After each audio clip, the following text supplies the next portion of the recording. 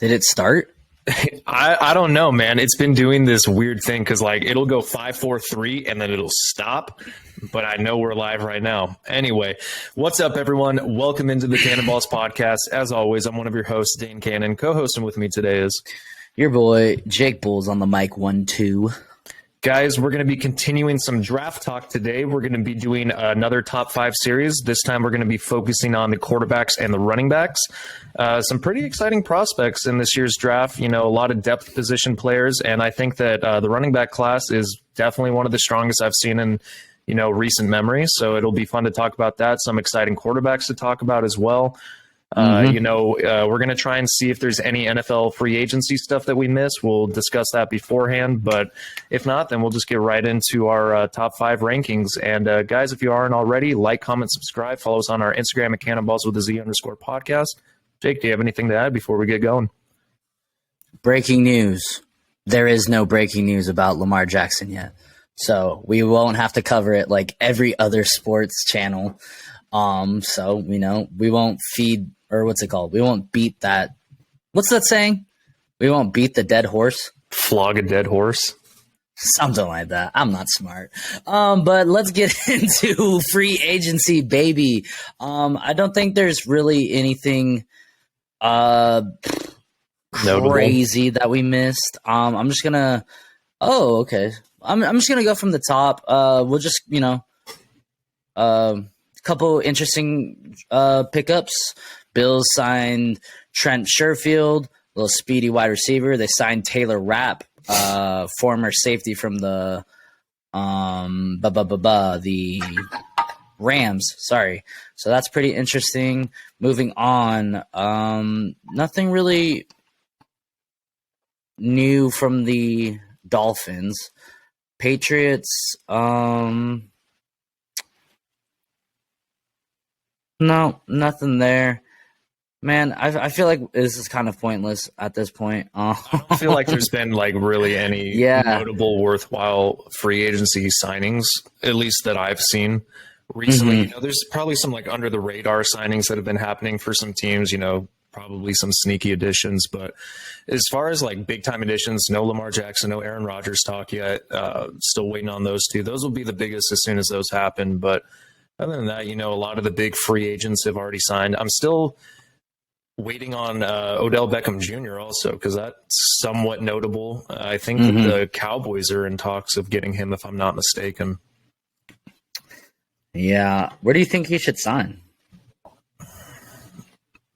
Honestly, I have no idea, man. Do you think – like, I know OBJ is good.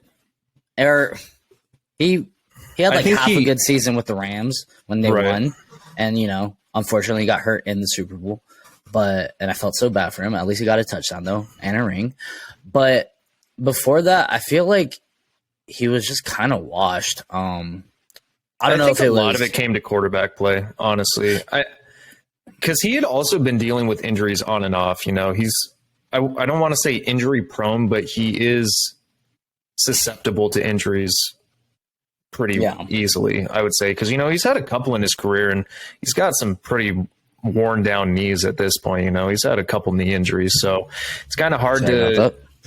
No, you're good. It's kind of hard to see such a talented wide receiver go through so many injuries throughout his career. And, you know, he's getting up there in age as well. He's not a young buck like he used to be, but he's still got some of the best hands in the NFL, great runner. But I think he was limited in terms of his quarterback play throughout his career. Yeah. I don't know. I just feel like it's kind of like when I think he wants a big contract, and I don't know if teams are really going to be willing to sign a big contract for that, for him. I mean, like you said, he is older. He hasn't played in like, seems like 2 years. So I don't know. I heard something, I was watching something, he should sign with the Chiefs. I thought that was pretty interesting. No. I thought that was pretty interesting, honestly, because I mean, the last thing I need is OBJ and Patrick Mahomes teaming up because, you know, Patrick Mahomes will just elevate any wide receiver. I don't care who it is. No, I don't want that. Not at all. Yeah. I didn't say you want it, but I mean, it's probably a good move for OBJ. It is an interesting move, you know, because I would say that right now the wide receiving core for Kansas City is all pretty much second string starters. I don't think that there's like a true number one that would separate from the rest of the wide receiving core. Travis Kelce is basically their number one, and he's the tight end. So, yeah. Yeah, I could see Kadarius Toney stepping up a little bit, but TBD.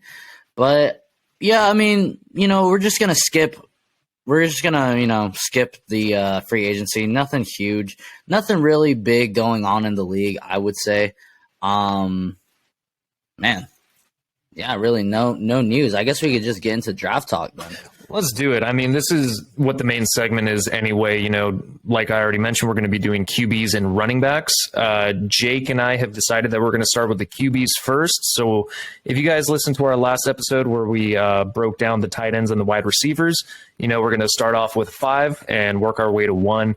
We'll take turns and we'll discuss each pick and why we put them there. So Jake, do you want to go ahead and start, or would you like me to start? You can go ahead and start. Alrighty, so for my number 5 QB, I have Hendon Hooker. I have the QB from Tennessee. As do I. Oh, there you go. Nice. Hendon, he's a prototypical size quarterback. He's got good size. He's mobile. He can use his legs. He's got a big arm. The only problem that I have with Hendon Hooker and not having him higher on this board is I don't know what his ceiling is. I think that he's a pretty safe prospect. I think he takes care of the ball. And, you can utilize him in multiple different ways, and he's got the big play potential. It's just I don't know how much the Tennessee offense is going to translate to the NFL is basically the only thing that I would say. I mean, it could very easily translate, but I wanted to see more from Hendon Hooker, and, Hendon Hooker has dealt with injuries, so it's kind of hard to get like a full tape on him, but, he's got plenty of talent to go around, so Hendon Hooker at 5 for me. Yeah, Yeah, I don't know. This one was a little hard for me. I almost wanted to do a dark horse number 5, just because, like, I haven't seen a whole lot of Hendon Hooker. Like, I think he was only a year at Tennessee, correct? I believe so. At least a year starting. Yeah, so it wasn't a whole lot to. I mean, you got something, but but the pros. He's got a good deep ball. He can hit people, right in what they call the breadbasket. And he has some running ability. So that's, positive. But I liked how you mentioned, I don't know how, or that you didn't know how well the Tennessee offense can translate to the NFL. And that is actually one of his cons going against him is not really a pro style offense. So it might be, when it comes to college players, lighting up scoreboards in college, it's sometimes a big adjustment for them to go to a pro style offense. So, it's probably, I kind of see him more as a maybe sit behind in a veteran for maybe a year or two and then maybe get a shot. I don't know. I don't really, I'm not like in love with some of these quarterbacks, but I mean, I think he can compete and, maybe 3rd, 4th round talent. So yeah, I got Hendon Hooker at number 5. All righty. At number 4, I think, in my opinion, this is actually 2 of these quarterbacks are pretty polarizing, in my opinion. Oh, definitely. Yeah, those are my 4 and 3, honestly. Same. So at number 4, I have Anthony Richardson, and I don't know. I think I see him as a better Hendon Hooker, probably a better arm. He's made some crazy throws in the draft or at his pro day and all that stuff. But again, I said this on our last, what's it called? Our last draft talk. I feel like people are just going to be enamored with these giant players, which, sometimes I will admit I am too. But, I don't know. I just think I feel like people are focusing too much on the deep ball, on the size, and, they kind of I haven't really seen a whole lot from the easy stuff, like the layups, the short game. So that's why I have him at 4. I don't think he's, going to be a bust or anything. I mean, he could potentially, be another Jamarcus Russell. I don't know, but I got number 4. I need to see some more like intermediate short game stuff from him. But yeah. All right. At number 4, I have Will Levis, and there's a reason I have him at number 4. I think that he has one of the highest ceilings. I think his potential could possibly be similar to a Josh Allen. And what I mean by that is if you see how he's utilized in the running attack, dude, this guy looks like Josh Allen when he runs the ball. He's hurdling people, he's breaking tackles, he's a physical runner, but he is inaccurate. Like, he has an accuracy issue, kind of like Anthony Richardson. Both of them struggle to be consistent in the passing attack. And I think that Will Levis, he's got a huge arm. He probably has the biggest arm in the draft, honestly. And, I like him. I like the potential, but he's going to need something that Josh Allen had, and that's a quarterback coach to lift him up and bring the consistency there with the accuracy. Because, he can make a deep ball like nothing. But like you talked about with the layups, the shorter passing attack, the intermediate, he's got to focus in on his accuracy. He can make any type of throw. He can. He's able to. He's got the talent for that. The mental strength to do it. He's got all the intangibles. He's just got to put it together. He's got to work on his footwork. He's got to work on a lot of things. He's got to clean stuff up. And I think if he does, say, for example, if he had like Brian Dable, I think he could be very similar to a Josh Allen-esque type of quarterback. So, yeah, I got Will Levis at 4.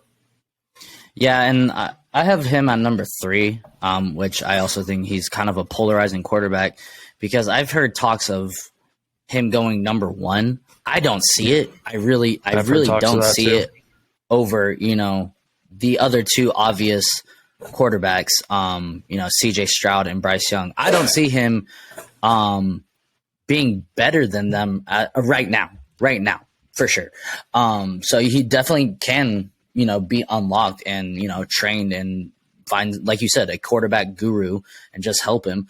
But I don't know. I just don't see him being number 1. And that's why I say he's polarizing. His completion percentage was only 65% last year. So he did kind of inaccurate, but I mean, he's big. He's 6'3", 231 pounds. So, that's an obvious pro. He's got a giant arm. And yeah, so there's some stuff to like about him, and there's stuff not to like about him. I don't know. It's just I feel like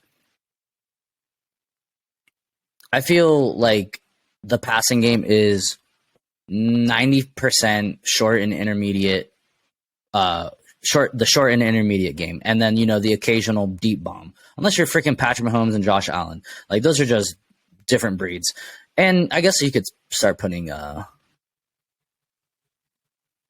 what are the other 2? God dang it.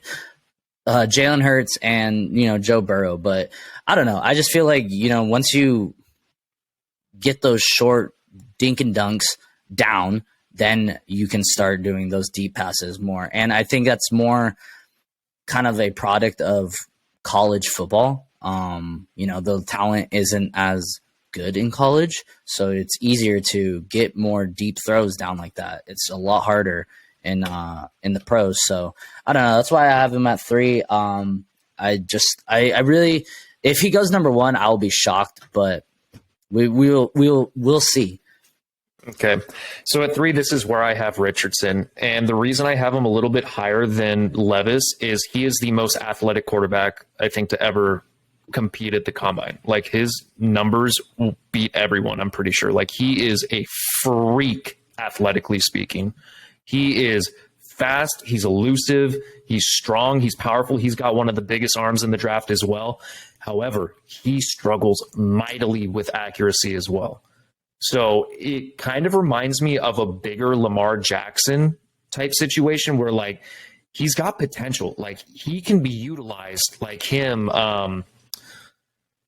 Oh my God, why am I blanking on his name? Quarterback of the Bears. Why am I blanking on his name? Justin Fields. Justin Fields. Thank you, Jesus. He reminds me of Justin Fields as well. He's elusive. He's fast. He's strong. He's physical. But he has a lot. I think he's even more inaccurate than Will Levis is. However, he has a lot to work with athletically speaking. So, I got Richardson here. If he can clean up his footwork, if he can clean up his passing, his ceiling is very similar to Will Levis. And I think that these two are interchangeable at 3 and 4, honestly. And like you said, they're polarizing. Some analysts have them going number 1. Even some people have Anthony Richardson going number 1. I think with the news, Carolina trading up for the number 1 overall pick and them being enamored by CJ Stroud, I don't think it's going to happen. It's a long shot. But, some people have them in the conversation for the number 1 overall pick. So, yeah, I got Anthony Richardson at 3. All right. We're flying by these, so this might be a shorter episode, but whatever. That is okay. Yeah. So at number 2, this I have potentially the number 1 pick in the draft. Supposedly the Panthers are just goo goo gaga over CJ Stroud. CJ is your number 2? Yeah, I got him at He's number 2. He's my number 2 as well. So cool. We can, go back and forth on him. So, he's a pretty accurate quarterback. I just have a hard time with Ohio State quarterbacks. Justin Fields has struggled. Before him, it was, what's his name? RIP. I can't think of his name. Dude, yeah, my mind's blanking. Here, I'll look it up real quick. I'm sorry, folks. I can't think of his name. He recently just got killed in a car crash, RIP. But, before that, he struggled in the NFL. I don't think the Ohio State passing game really translates to the NFL. So I think that's Haskins. That's who. Dwayne Haskins. Thank you. So Ohio State quarterbacks haven't really translated to the NFL. And that's unfortunate because they, light up scoreboards in college. But another kind of con going against CJ Stroud is he's had like 5 almost 5. We'll see about Jackson Najigba, but he's had like almost 5 first-round wide receivers throwing to. He's had Garrett Wilson, Chris Olave, Jackson Najigba, Marvin Harrison, and Emeka Egbuka. But I mean, he's surrounded by talent. So sometimes, when you're surrounded by that much talent, it can kind of give a false representation of what you can do. I'm not saying he is, a bad quarterback. He's very accurate. It's just, I don't know. We'll see. We'll see. I think it's kind of a risk taking him over my number 1. But, if that's your guy, then go get him, I guess. But you can elaborate more, but yeah, I got him at number 2. Yeah, I have him at number 2 also. I think that, he's got the stature, the prototypical size. He's got a good arm. He's got some good velocity, which I was actually surprised with. I didn't think that he was going to have as much juice on the ball as he does. You can utilize him in the running game as well. He's pretty decent on his legs. I will say this. If he played every game like he did against Georgia, he would be my number 1 for sure. He lit up Georgia, and he was throwing it in the breadbasket, throwing darts right on the money. But then there are other games where he makes questionable throws. He's not the most consistent quarterback. He's got a lot of potential. I think he is a safe pick, but I would like to see him improve a little bit in his consistency with his accuracy, which seems to be kind of a trend with this year's quarterbacks. Is some of them seem to have difficulty with, accurate passes, but he's got a lot to show for. He's got great stats. He's a good quarterback, good arm, physicality. I like CJ Stroud a lot. And, if he had played more consistently throughout his career at Ohio State, I would have probably had him at number 1. But, he ended on a great note against Georgia, almost beat them. I will say, though, like Jake brought up a good point with the amount of talent that he had surrounding him. It may give a false hope of how good or elite a quarterback is, because I have a feeling Marvin Harrison Jr. is going to be the number 1 wide receiver taken in next year's draft. He is so freaking good, and his hands are elite. It is crazy. I'm excited to see his career, his junior year at Ohio State. So, yep, I got CJ Stroud at 2. So that means that we both have Bryce Young at number 1, correct? Yeah. I I will say Bryce Young is another Kyler Murray-esque type size quarterback. You know, he's not as elusive as Kyler Murray is. Kyler's a little bit faster, but he's 6 around the same. foot, 6 foot, 194 pounds. I'm pretty sure he came in at 5'10" at the combine. I got 6 foot right here. I'm almost positive he came in at 5'10" at the combine. I want to look it up because, like, I know he was listed at 6 foot, but I'm 90% sure he came in at 5'10" at the combine. That's a big difference. Yeah. I'll keep talking. I'll look it up. But, you know, Bryce Young is easily the most accurate quarterback. He may not have the biggest arm, but he can read defenses the best. I think he's great when it comes to pocket awareness. You know, he's good at avoiding pressure. He's good on the run. He's not as fast as some of the other quarterbacks in this year's draft. But I think he's the most pro ready, I would say. I think he might be the safest pick in terms of like accurate quarterback play, reading the field correctly, you know, escaping pocket pressure when he needs to. I think that he's the most pro ready in that regard. I do worry about his frame a little bit. He is a little bit smaller. Even if he is 6 foot, he's a little undersized weight wise. And, you know, we've seen time and time again, you know, quarterbacks who are a little bit on the undersized chart, like Tua, they tend to get a little bit injured. Kyler Murray gets injured all the time. So we'll see what happens with him in terms of durability. But, you know, I'm pretty sure that he's still the best quarterback as of right now. I don't think he has the highest ceiling, but, you know, I think that he is the best quarterback coming out of this year's draft as of right now. Okay, yeah. So I got 5'10", 204 pounds. So a little different. He is 5'10", huh? Yeah. So, you know, different sources here and there, but I think he's the best quarterback in this class. I'm not as in love with this quarterback class as I was 2020.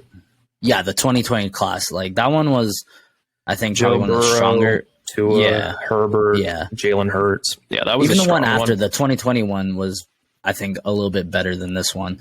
I think, you know, there's some. Yeah, I think there's some potential for this quarterback class. I think Bryce Young is the best quarterback in this class. You know, he's a Heisman winner. He's played for Alabama.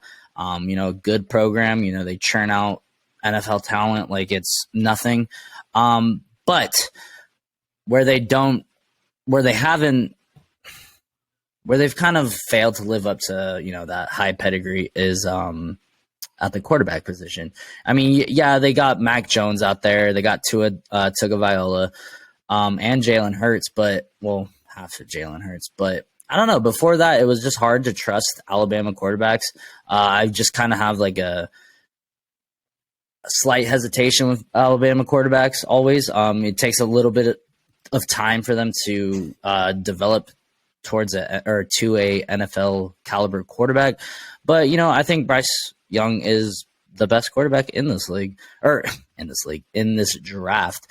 But, you know, obviously the size concerns are a little, you know, not alarming, but something to take into account because, you know, smaller players can get hurt. You know, I don't know, broken collarbone if they get landed on top of. So it's just, you know, something to watch out. I mean, we'll see if he can bulk up a little bit, but he's a little bit mobile. Not like crazy speed or anything, but he can move around the pocket, move on the run. He's got a pretty good arm, pretty accurate. It's just really, for me, it's the size that I question. But, you know, Drew Brees was undersized, and he's a Hall of Fame quarterback. So it's not a big deal. Hopefully you can surround him with talent because I think he's going to the Texans. Yep. You know, we'll see. But, yeah, I mean, Bryce Young, man. All right. Anything else about him that I wanted to say? No, that's about it. All right. So that's going to be our quarterback rankings. I think this next part, the running back rankings, is probably one of my favorites to talk about in this year's draft. This running back class is very strong. I think that there's going to be talent in the third, fourth, even fifth round, they get picked up. So there's a lot of talent. I think that there's only going to be one running back taken in the first round this year's draft, and I think we all know who that is, but we're not going to spoil it just yet. So let's start with 5, work our way to 1. I'll start this one because you started 5 last time. I think you did. I kind of have. Did I start it last time? Yeah, that's okay. I don't care. No, you definitely started. I don't know. Maybe I did. Fuck it. Who gives a shit? At number 5, I actually have kind of a sleeper pick. You know, for me, I have my honorable mentions are very similar. I think any of them could be the number 5. You know, like players such as like Sean Tucker from Syracuse, Devon Achane from Texas A&M. Let's see. Is there anyone else that I would have tied at 5? Tank Bigsby would probably be close to it as well. But number 5 for me is Kendre Miller of TCU. I love this player's tape. He's not as utilized in the passing attack, but I think in 2022, he rushed for over 1,300 yards, 17 touchdowns. He's 220 pounds, and I think he's 6 foot. He's got good size to him. He's got good burst. He's got elite balance. Like, this man can get hit. He's a yak monster.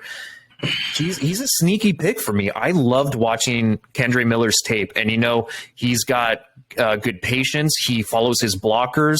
He's just a good running back, man. I wouldn't say he's anywhere near LaDainian Tomlinson coming out of TCU, but he's got some traits where I could see it. He's got that shake and bake to him. You know, he's got a good stiff arm. He's physical. He runs hard. And I think he's getting slept on in this year's draft. I think that, you know, if you could get Kendre Miller in the 4th round, that would be a freaking steal, because I think that he's honestly got 2nd or 3rd round talent. So Kendre Miller for me at number 5. All right. I don't know if it's, well, I have one completely different than you. But hold on one second. I just needed to look up something real quick. Okay, yeah. So for me, at number 5, usually I love big players, but at number 5, I went complete opposite. At number 5, I got Deuce Vaughn. I like Deuce Vaughn also because he reminds me of Darren Sproles, man. He's like 5'6", but he's fast, man. Yeah, I thought this was where you were gonna go, because before we started recording, you said I wouldn't mind if the Chargers got him, and I was like, I was thinking, Darren Sproles, like, perfect for the Chargers. Yeah, this guy is very small. He's listed at, I think he's 5'5" or 5'6". Yeah, 5'6", 176 pounds. But he is shifty. He's Darren Sproles. Like, he looks exactly like Darren Sproles. And Kansas State was a good team. Like, he's coming from a good program. I like Kansas State. Yeah, so he's not going to be an every down back. I think, personally, I think there's maybe 3 every down backs in this draft. I think there's a lot of, second, rotational backs. Definitely Deuce Vaughn is a rotational back. He's going to be, a gadget player, screens, go out, spread him out. But you can use him. If he goes to a right team that can learn how to use this guy, I think it's going to be a mismatch. He rushed for 1,500 yards in 2022, rushed for 1,400 yards in 2021. So he had 9 touchdowns in 2022, 18 in 21. So I just like him. I like the shiftiness. I like the potential of what you can do with him.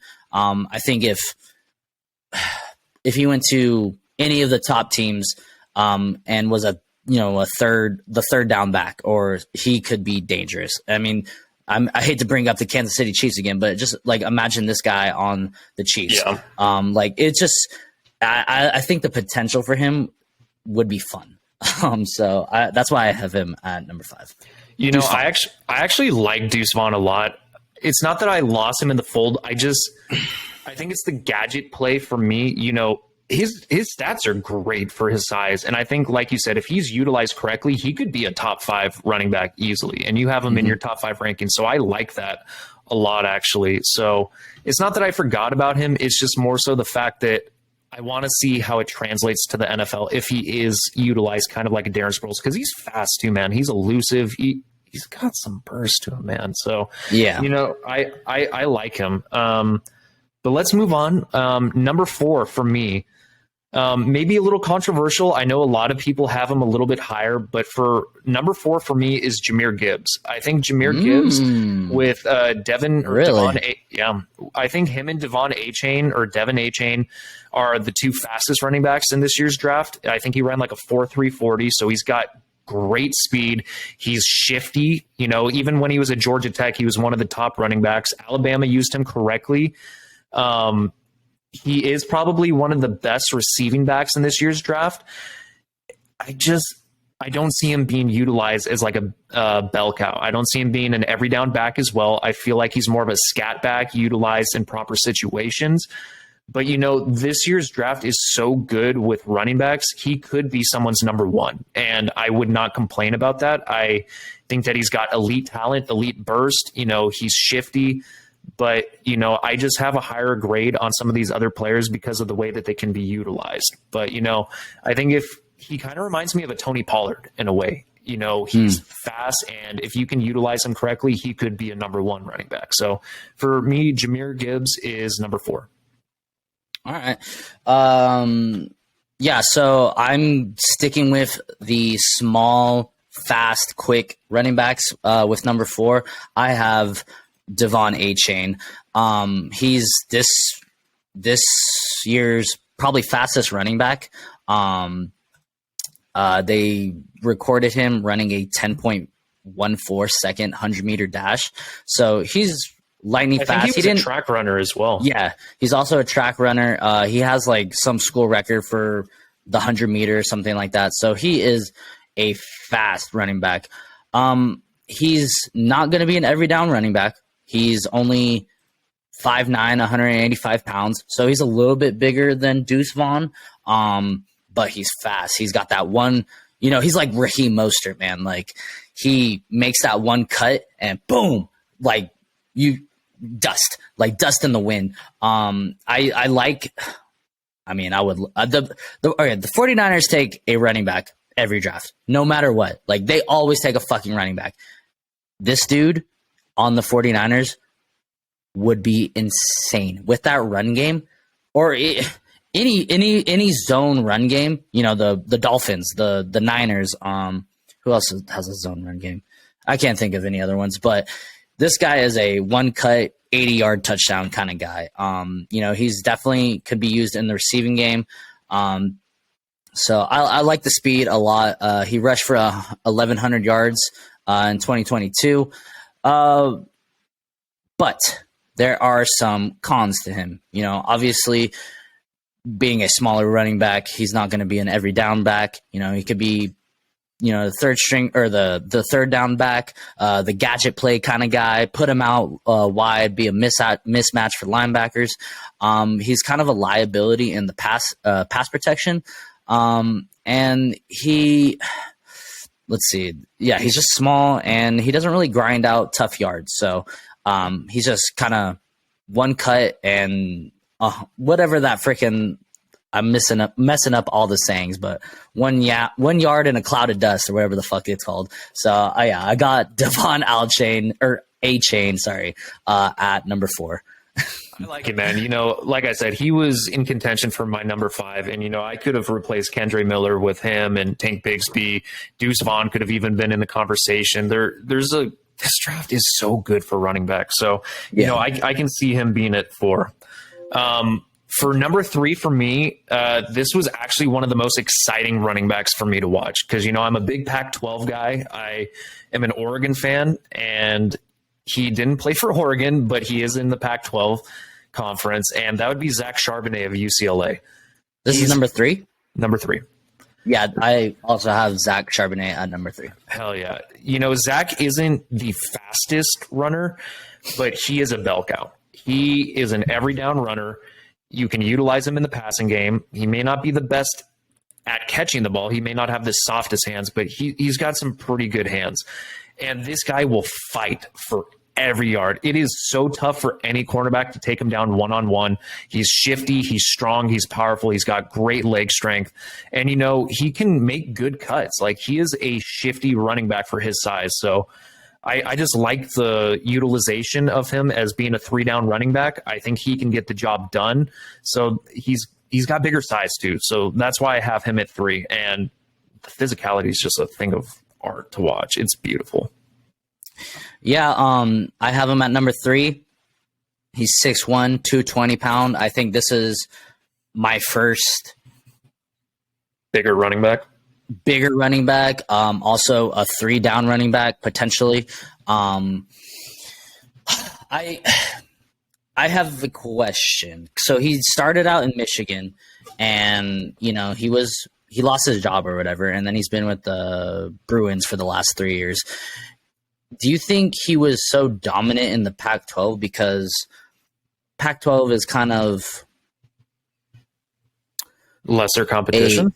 Lesser competition, smaller guys. Do you think he was just able to run over people because is a pretty big dude? And do you think it was just kind of like he was the bigger bully out there, or do you think? Well, I mean, if you even watch when UCLA played LSU, dude, almost I don't care who they played. I do think that plays a factor. I do think that plays a factor. But they played even SEC schools, and he was rushing over 100. Dude, I think his average was like over 120 yards rushing a game. That's insane. Like, he blew up LSU also. I think he rushed for almost 200 yards against LSU. And that's good competition. That's down south, baby. And that's a good defense. Like, LSU hasn't had the same offense as they did when Joe Burrow was there, but their defense has been solid. And they got a lot of first-round talent on that defense as well. So I think it plays a factor going against lesser competition, but I do think that it doesn't matter because, like, we can see things like, Fred Warner coming from BYU, and then it translates to the NFL. It doesn't matter who the competition is. I just think he's a physical runner, and I don't necessarily think that it's because it's lesser competition per se, but, maybe it boosted his stats a little bit. It could, but I think he'll be great against any competition, honestly. Yeah, I think it's a little bit inflated, but I personally think he's going to be a 3-down running back. He's going to do pretty good in the NFL. He's pretty creative with his tackle breaking. He just finds a way to break a tackle, whether it's, stiff arms, jukes, whatever. So I like him. And a team's going to get him, and they're going to be pleasantly surprised because, he could probably be a second or third round running back. And it's probably going to be a steal for a team, especially a team with a good line. So, hopefully it doesn't go to the Eagles. But yeah, so we both got Zach Charbonnet, pretty cool name, at number 3. All right, Dane. You went first for number 3, correct? I think I've gone first 5 through 3. You can do the next 2 first if you would like. It doesn't matter to me. Let me see. Sorry, I have to get my rankings. Yeah, sorry. Okay. All right, number 2, I have Jahmyr Gibbs. Like you said, a lot of people are higher on him. I think it's just, an Alabama running back that's got me kind of higher on him. Alabama just churns them out constantly, man. Constantly. Look at there's at least 8 teams with an Alabama running back. And just think about how elite some of them are. Derrick Henry, Josh Jacobs, Najee Harris. There's Yeah, it's just the list goes on. Damian Harris. Isn't Brian Robinson, wasn't he on Alabama? Yeah, so it's just the list goes on and on. I think, he's probably not as good as some of the other ones. He probably falls right around the middle of the, Alabama running backs that are in the NFL. But I like him. He, to me, he looks like Alvin Kamara. Kind of, shifty, can catch the ball. Not gonna, break a whole lot of tackles, not gonna run you over or anything, but Yeah, I mean, I think he looks decent. What's his size? That 5'11", 200 pounds. You know, bigger than Deuce Vaughn and A Chain, so he can potentially be a 2 down back. Probably, you know, maybe a 3rd down running back. I don't know. We'll see about that. But yeah, I mean, he had a good year, 926 yards. Let's see, what are some of his cons? He's a little small. I guess they call him a little small. Yeah, a big thing is pass protection with these running backs. You know, a lot of teams aren't going to put you on the field if you can't or if you can't block, and that's where a lot of these running backs need to improve. So that's where he needs to improve. So yeah, I got Jahmyr Gibbs at number 2. All righty. At number 2, I don't even think he made your list. That's funny. Well, I know for a fact he didn't because I know who your number 1 is. Number 2 for me is Tyjae Spears from Tulane. This kid is freaking phenomenal. I don't care what anyone says. You know, I've watched his tape. You know, I've watched him. It was SC's defense, which isn't great. I saw him do it to a lot of different teams, though. And Tyjae Spears, I think, has the most elite burst. It's just like and he's gone. Mm-hmm. He doesn't have the most elite speed, but he's a one-cut running back. He can be shifty as well, but like his one-cut is so misdirectional, like it'll throw people off of his track. He's got great hands. He's not the biggest, but you know, for his height, he's 5'10", and I think he's about 202 pounds, 201 pounds. You know, if he bulked up to maybe like 205, 210, and was able to maintain his speed, oh man, just disgusting. But I loved watching Tyjae Spears, and he's physical. He's tough as hell to bring down. He kind of reminded me a little bit of Kenneth Walker coming out of Michigan State. And I think that's why I like him so much is his physicality, his one cut directional burst. He's patient, good hands. I think he's going to be a steal in this year's draft. And, you know, some people may not have him as high as I do, and that's okay. You know, I just like him, man. He's a physical runner, and he is fast. Yeah, he didn't participate in the combine, unfortunately, so they don't have his 40-yard dash. I think that's the only thing he didn't participate in was the 40. I think that he did other stuff. I think he did other. Oh, he did. My drills. Yeah. He did the 40-yard, 10-yard, 3. He really didn't jump. Run. He just jumped and bench pressed. Yeah, and he's only 21 years old. Yeah, so he's got a lot of juice on his legs. He was listed at 5'10", 201. FYI. I think, you know, that's a pretty interesting pick because I honestly haven't heard of the guy. But he went to Tulane. Like, that's not a high-profile school. So, you know, that's why, scouts need to do their homework on every player because – you know, if this guy is as good as you think, maybe some team will get just a gem in the 4th or 5th round and, you know, just turn their team around. So that's why, you know, scouts get paid big bucks. That's why we don't get paid. But, yeah, good job scouting someone probably deeper than a lot of people. You know what's crazy is I don't even think he's going to be that deep. I mean, dude, Let me make sure that this is 2022. Yeah, 2022. He rushed for 1,500 yards, 1,581 yards, 256 receiving yards, 19 rushing touchdowns, 2 receiving touchdowns, and 1,837 all-purpose yards. The dude's a beast, man. Like, I think I'm not even bullshitting you, Jake. I have a feeling that some analysts might have him in the 2nd or 3rd round. Damn. Yeah, no, I mean, I'm looking at his gap decisions, and it looks like he's just a wide zone kind of running back. He had 666 yards going out wide, so that's pretty impressive. With another little Raheem Mostert type. Cool, I like it, man. Everyone, if you guys didn't know, surprise, Bijan Robinson is our number one. I think it's everybody's number one.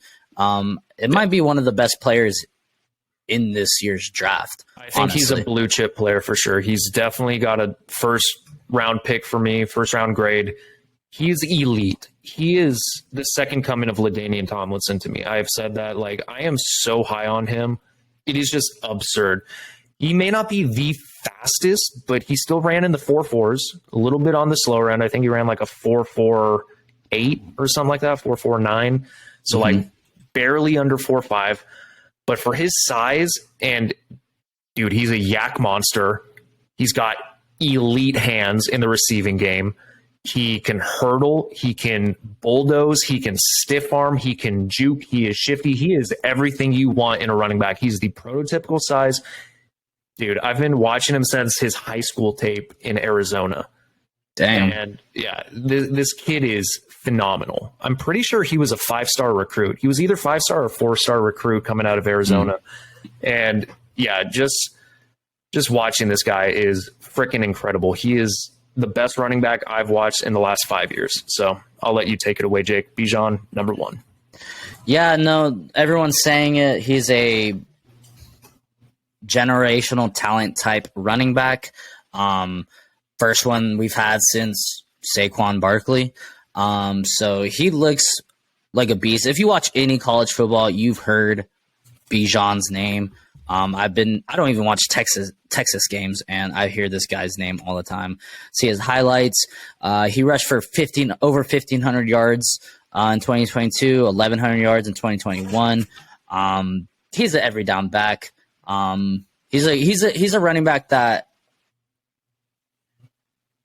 a bad team can give the ball and do something with, and if he goes to a good team, like, it's kind of scary because what do you think he'll drop to? He's going to go in the first round, but what do you think he'll drop to? I don't see him getting to the 20s, honestly. I think he'll be taken in the teens. I would say between 15 to, I would say between like 13 to 19 is where I see him going. So, I mean, it's scary because teams that don't have a lot of holes could just splurge on this guy, aka the Eagles. And if this dude goes to the Eagles, man, that's just not fair. That's just not fair. That would be scary. Very, very scary. Behind that line, with the threat of Jalen Hurts running the passing game, that would be very fun to watch, but also shitty for the rest of the league. No, I love this guy. Everything, the only thing I don't like about him is he went to Texas. Horns down, baby. But no, yeah, he's a great running back. He's gonna make some team very happy. Yeah. I mean, what more can we say that hasn't been said about this guy, honestly? Right, exactly. What's funny is there are so many mock drafts out there that have the Chargers, like him being mocked to the Chargers. I do not think he's going to be there at 21 or 22, whatever the Chargers pick is. Mm-hmm. If he was there, though, I don't know if I would want him. I think the only reason I'd want the Chargers to take him is, say, for example, Austin Eckler does leave. Then I would be all for it. But if Austin Eckler stays, I'd rather have them draft like a Dalton Kincaid or an edge rusher. Possibly a cornerback if there's like a really good one. Maybe Brian Branch, safety from Alabama. But yeah, if the Chargers did draft Bijan Robinson, I would not be upset. Like having him and Eckler, that would be phenomenal. Mm-hmm. But yeah, this guy's literally Saquon Barkley-esque. He's great. And I think he's going to translate immediately to the NFL. I would not be surprised if he's a top 5 running back in next year's NFL stats. So. Yeah. And the Eagles have the number 10 overall pick. I don't know if they would. I think that's a little rich for a running back, but they don't have many holes. But they did lose a decent amount of defensive pieces, which they might try and fill. True. I just think that it would imagine. Yeah, if he went to the Eagles, that'd be freaking disgusting. I mean, damn. I could see the Texans taking him with their second pick. Yeah, I could see them taking him too. Damn, bro. Because the Texans, I mean, shit, I could even see the Patriots. No, the Patriots wouldn't take him. I don't think the Patriots would take him. Damn. I mean, the 20s, like you said, early 20s? I would say before the 20s. But like going back to Houston, like they did draft Dameon Pierce, who kind of broke out a little bit, had an up and down season.